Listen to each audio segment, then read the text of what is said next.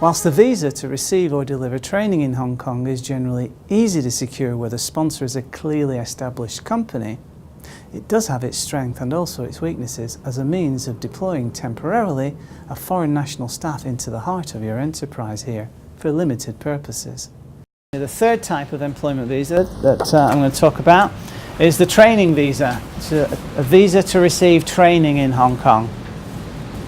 So in order to get this visa, you have to be coming to Hong Kong to acquire special skills and knowledge which are not available in the applicant's country of residence or country territory of domicile. The maximum limit of stay under a training visa is 12 months, more typically 6 months.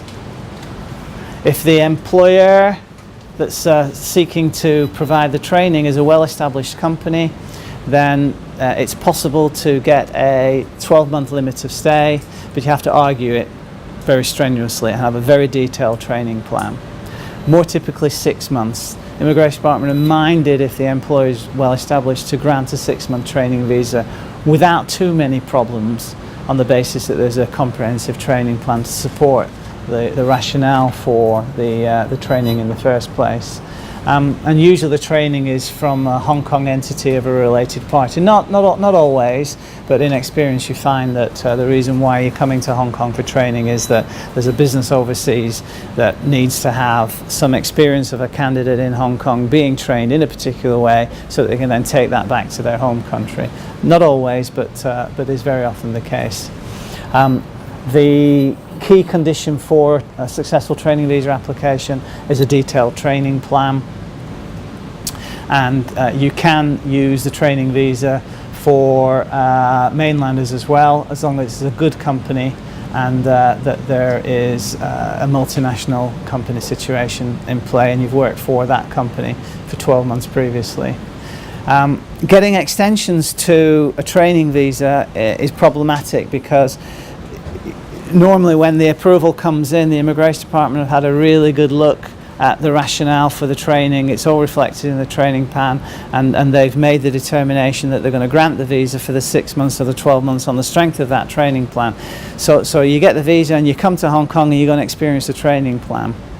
If you then decide that you want to stay another 3 or 6 months and you go to the Immigration Department and seek the extension, then you have to be able to justify why the need for the extension has arisen during the currency of the first period of training.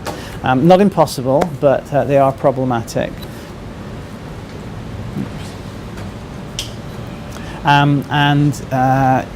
A lot of people, especially foreign nationals, believe that the training visa is a kind of a stepping stone to an employment visa.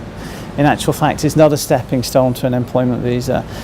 They're relatively easy to get, and that I think gives rise to this idea that they are a kind of an easy pathway into getting employment status in Hong Kong, albeit for training for perhaps 6 or 12 months, and then shift on to an employment visa immediately after. The issue is that as part of the training visa application process, you give an undertaking that you will leave Hong Kong at the end of the period of training and take the benefits of the training that you received back to where you came. So the moment that you seek to remain in Hong Kong, potentially changing from a training visa to an employment visa for the same employer is problematic, because the Immigration Department look at those cases very, very carefully. We have seen instances in the past where we got a training visa for one particular individual during the currency of the 6-month training, and a commercial opportunity arose for the employer that they needed to immediately act upon, and it just so happened that the person that was in Hong Kong doing the training possessed all the requisite skills to be able to deliver on that commercial opportunity, and so we took the fact of that change in circumstances to the Immigration Department, and they accepted that those circumstances warranted an adjustment in status from training to employment. In fact, they only issued him an employment visa on an entry visa basis, because he still had to comply with his undertaking to leave Hong Kong at the end of his training. So at the end of his training he went off to Macau on his last day, of his limit of stay under the training visa. The next day came back into Hong Kong, and then we were able to apply for his entry visa, and then 4 weeks later got him approved for an employment visa. So we're able to manage that situation in that fashion, but you can't typically change your status from training visa through to employment visa at the end of your period of training. Again, much more information for you on the Hong Kong Visa Handbook.